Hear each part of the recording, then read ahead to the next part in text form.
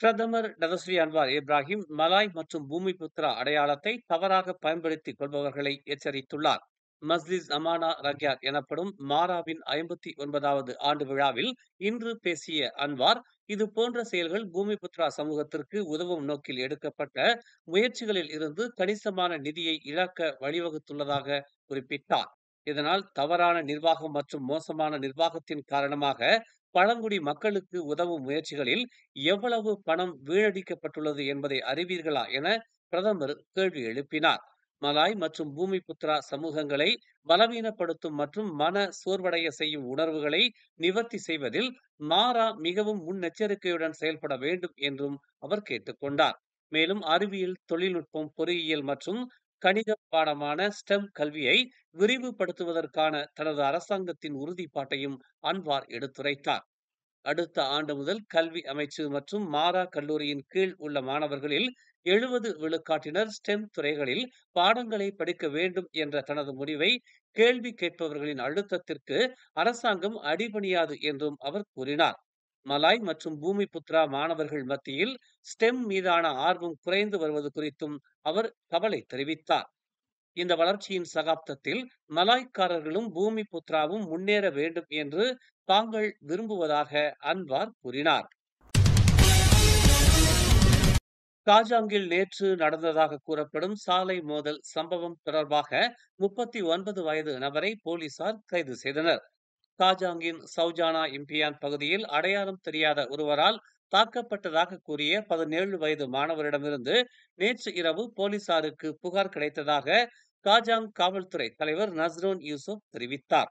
மாணவருக்கும் சந்தேக நபருக்கும் இடையிலான தவறான புரிதலில் இருந்து இச்சம்பவம் ஏற்பட்டதாக நஸ்ரோன் முதற்கட்ட விசாரணையில் தெரிய வந்துள்ளது என்று கூறினார். இந்நிலையில் மாணவர் காஜாங் மருத்துவமனையில் சிகிச்சை பெற்றார். அவரது மூக்கில் எலும்பு முறிவு ஏற்பட்டது உறுதி செய்யப்பட்டது என்று அவர் கூறினார். ஓட்டுநர் உரிமம் இல்லை என்பது கண்டறியப்பட்ட பின்னர் அம்மாணவருக்கு சம்மன் அனுப்பப்பட்டதாக அவர் தெரிவித்தார். தண்டனை சட்டத்தின் பிரிவு 325 கீழ் கடுமையான காயத்தை ஏற்படுத்தியதற்காக இந்த வழக்கு விசாரிக்கப்படுகிறது என்றும் இது 7 ஆண்டுகளுக்கு மிகாமல் சிறை தண்டனை மற்றும் குற்றம் நிரூபிக்கப்பட்டால் அபராதம் விதிக்க வகை செய்வதாகவும் அவர் கூறினார். கிள்ளான் மேருவில் உள்ள ஒரு குரியர் நிறுவனத்தின் சேகரிப்பு மற்றும் செயல்பாட்டு மையத்தில் நேற்று நண்பகல் கத்திகளுடன் ஆயுதம் ஏந்திய முகமூடி அணிந்த 3 பேர் கொள்ளை அடித்ததில் 46,000 வெள்ளி இழப்பு ஏற்பட்டது. இது தொடர்பாக கொரியர் நிறுவனத்தைச் சேர்ந்த 21 வயது ஊழியர் அளித்த புகார் கிடைத்ததை கிள்ளான் உத்தாரா மாவட்ட காவல்துறை தலைவர் உதவி ஆணையர் எஸ் விஜயராவ் உறுதிப்படுத்தினார். அறிக்கையின்படி அன்றைய தினம் சேகரிக்கப்பட்ட பணத்தை எண்ணும் பணியில் ஈடுபட்டிருந்த போது மதியம் 12:26 மணியளவில் கொள்ளை நிகழ்ந்ததாக அவர் கூறினார். கத்திகளுடன் ஆயுதம் ஏந்திய 3 முகமூடி அணிந்த நபர்கள் நீல நிற காரில் சம்பவ இடத்திற்கு வந்து 46,000 வெள்ளி பணத்துடன் தப்பிச் சென்றனர் என்று அவர் இன்று ஒரு அறிக்கையில் தெரிவித்தார். ஜொஹூர் மாசாயில் உள்ள ஜலான் பெர்மாஸ் 2/4 தமான் பெர்மாஸ் ஜெயாவில் உள்ள 3 மாடி வீட்டில் இன்று அதிகாலை ஏற்பட்ட தீ விபத்தில் ஒருவர் உயிரிழந்தார். பாசிர் கூடாங் மற்றும் மவுண்ட் ஆஸ்டின் தன்னார்வ தீயணைப்பு படை உள்ளிட்ட 33 தீ அணைப்பு வீரர்கள் அதிகாலை 12:13 மணி அளவில் அவசர அழைப்பு வந்ததை தொடர்ந்து சம்பவ இடத்திற்கு விரைந்ததாக ஜொஹூர் ஜெயா தீயணைப்பு மற்றும் மீட்பு நிலைய கண்காணிப்பாளர் சைபுல் பஹாரி மஹூப் தெரிவித்தார். பாதிக்கப்பட்ட 84 வயதான முகமது அரிஸ் சமர் தீ விபத்தில் 80 விழுக்காடு சேதமடைந்த வீட்டில் கண்டெடுக்கப்பட்டார். மேல் தளத்தில் காணப்பட்ட பாதிக்கப்பட்டவருக்கு 70 விழுக்காடு தீக்காயங்கள் ஏற்பட்டன என்று அவர் கூறினார். தீயணைப்பு நடவடிக்கை அதிகாலை 3:09 மணிக்கு நிறைவுற்றது. இடைநிலை பள்ளி ஒன்றில் பயிலும் 14 வயது மாணவர் பள்ளியின் சிற்றுண்டி சாலைக்கு நடந்து செல்லும் போது திடீரென மயங்கி விழுந்து மரணமடைந்தார். நேற்று காலை சுமார் 10:30 மணி அளவில் பள்ளி இடைவேளை நேரத்தில் இச்சம்பவம் நிகழ்ந்ததாக மலாக்கா தெங்கா மாவட்ட காவல்துறை தலைவர் ஏசிபி கிறிஸ்டோபர் பாட்டிக் தெரிவித்தார்.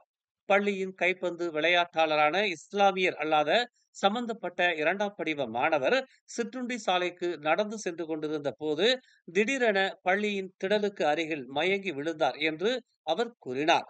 உடனடியாக அந்த மாணவர் மலாக்கா மருத்துவமனைக்கு கொண்டு செல்லப்பட்ட நிலையில் மாணவர் இறந்து விட்டதை அவருக்கு சிகிச்சை அளித்த மருத்துவர் உறுதிப்படுத்தினார். சம்பவத்திற்கு முன்பு அந்த மாணவர் காலையில் உடல் கல்வி வகுப்பில் கலந்து கொண்டதாகவும் இந்த மரணத்தில் குற்றத்தன்மைக்கான எந்த ஒரு அறிகுறியும் கண்டறியப்படவில்லை என்றும் அவர் கூறினார். வரும் மார்ச் 17ஆம் தேதி முதல் 21ஆம் தேதி வரை நாட்டில் பருவமழை தீவிரமடையும் என்று எதிர்பார்க்கப்படுவதாக மலேசிய வானிலை ஆய்வு மையமான மெட் மலேசியா தெரிவித்துள்ளது. இந்த நிலை சராவா, சபா, மேற்கு லாபுவான் மற்றும் தெற்கு தீபகற்பத்தில் தொடர்ச்சியான மழை பொழிவை ஏற்படுத்தக்கூடும் என்றும், அதே நேரத்தில் தென் சீன கடலில் பலத்த காற்று மற்றும் கடல் கொந்தளிப்பும் இருக்கும் என்றும் தெரிவிக்கப்பட்டுள்ளது. சராவாக்கிற்கு மார்ச் 18ஆம் தேதி முதல் 20ஆம் தேதி வரை தொடர்ச்சியான மழை எச்சரிக்கையையும் மெட் மலேசியா ஒரு அறிக்கையில் வெளியிட்டுள்ளது. கூடுதலாக தென் சீன கடல் பகுதிகளுக்கு மார்ச் 18ஆம் தேதி முதல் 21ஆம் தேதி வரை பலத்த காற்று மற்றும் கடல் கொந்தளிப்பிற்கான எச்சரிக்கையும் விடுக்கப்பட்டுள்ளது. பள்ளிகளில் தங்கும் விடுதிகளில் தங்கி படிக்கும் 70 விழுக்காட்டு மாணவர்கள் அறிவியல், தொழில்நுட்பம், பொறியியல் மற்றும் கணித பாடங்களான ஸ்டெம் படிப்பை தேர்ந்தெடுப்பதன் மூலம் தொழில்களுக்கு தேவையான 60,000 பொறியாளர்களை உருவாக்கும் இலக்கை அடைய உதவும் என்று துணை பிரதமர் டதஸ்ரீ டாக்டர் அஹ்மத் ஜாகிர் ஹமீடி தெரிவித்துள்ளார். இத்துறையில் கவனம் செலுத்தும் மாணவர்கள் சிறந்த அடைவு நிலையை பெற்றால் மலேசிய தொழில்நுட்ப பல்கலைக்கழக வலையமைப்பின் பல்கலைக்கழகங்களில் தங்கள் படிப்பை மேற்கொள்வதற்கான வாய்ப்பை பெறுவார்கள் என்று அவர் சுட்டிக்காட்டினார். முழுமையான தங்கும் வசதி கொண்ட பள்ளிகளுக்கு இதை வலியுறுத்தி உள்ளதாக அவர் கூறினார். கடந்த புதன்கிழமை பிரதமர் டதஸ்ரீ அன்வார் இப்ராஹிம் முழுமையான தங்கும் வசதி கொண்ட பள்ளிகளில் படிக்கும் மாணவர்களில் 70 விழுக்காட்டினர் இந்த முக்கியமான துறைகளில் நிபுணத்துவத்தை வலுப்படுத்த அடுத்த ஆண்டு முதல் ஸ்டெம் ஸ்ட்ரீமை தேர்வு செய்ய வேண்டும் என்று முன்மொழிந்தார் என்பது குறிப்பிடத்தக்கது. டிஏபி தேசிய தலைவர் லீ குவான் யங் கட்சியின் மத்திய செயற்குழு போட்டியில் இருந்து விலகுவார் என்ற யூகத்தை நிராகரித்துள்ளார். தாம் ஒருபோதும் தேர்தலில் இருந்து விலக மாட்டேன் என்றும், தனது எதிர்காலத்தை டிஏபி உறுப்பினர்கள் முடிவு செய்வார்கள் என்றும் முகநூல் பதிவில் அவர் குறிப்பிட்டுள்ளார். கட்சியின் தேசிய மாநாட்டில் அவர் விலகுவது குறித்து அறிவிக்கலாம் என்று ஆதாரங்களை மேற்கோள் காட்டி சீன ஊடகங்கள் செய்தி வெளியிட்டதை அடுத்து லீ குவான் யங் இவ்வாறு பதிலளித்தார்.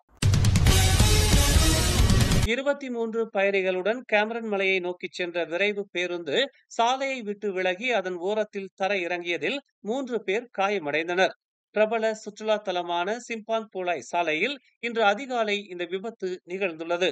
அதிகாலை 5:30 மணிக்கு தங்களுக்கு அவசர அழைப்பு வந்ததாகவும், சிம்பாங் பூலாய் தீயணைப்பு மற்றும் மீட்பு நிலையத்தில் இருந்து பணியாளர்கள் சம்பவ இடத்திற்கு அனுப்பப்பட்டதாகவும் பேரா தீயணைப்பு மற்றும் மீட்புத்துறை உதவி இயக்குனர் சபாரோஜி நோர் அமாட் ஒரு அறிக்கையில் தெரிவித்தார். சிங்கப்பூரை சேர்ந்தவர்கள் குழுவுடன் பேருந்தில் சென்றதாக கூறப்படுகிறது. இந்த விபத்தில் பேருந்து ஓட்டுநருக்கு கால் உடைந்தது. 2 பயணிகளுக்கு சிறிய காயங்கள் ஏற்பட்டது என்று சபாரோஜி கூறினார். மேலும் செய்திகளை தெரிந்து கொள்ள தமிழ் மலர் நாளிதழை பாருங்கள்.